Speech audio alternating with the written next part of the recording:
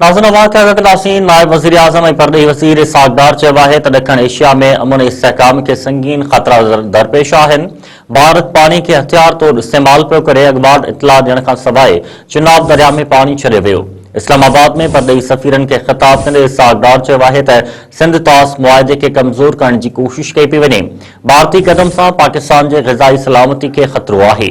इसहाक़ डार वधीक चयो आहे त पाकिस्तान वाज़ह करे चुको आहे त पाणी रोकण या उन जो रुख मोड़ण जंग जहिड़ो कदम आहे। भारत जा कदम आलमी कानून ऐं वियाना कन्वेंशन जी भञकड़ी आहिनि।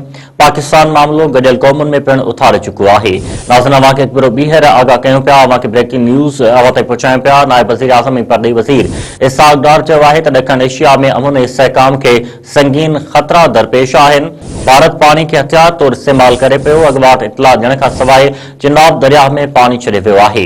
इस्लामाबाद में परॾेही सफ़ीरनि खे ख़िताब कंदे इसहाक़ डार चयो आहे त सिंध तास मुआहिदे खे कमज़ोर करण जी कोशिश कई पई वञे। भारतीय कदम सां पाकिस्तान जी ग़िज़ाई सलामती खे ख़तरो आहे। इसहाक़ डार वधीक चयो आहे त पाकिस्तान वाज़ह करे चुको आहे त पाणी रोकण या उन जो रुख मोड़ण जंग जहिड़ो कदम सम्झियो वेंदो। भारत जा कदम आलमी कानून ऐं वियाना कन्वेंशन जी भञकड़ी आहिनि। पाकिस्तान मामलो गॾियल क़ौमुनि में पिणु उथारे चुको आहे।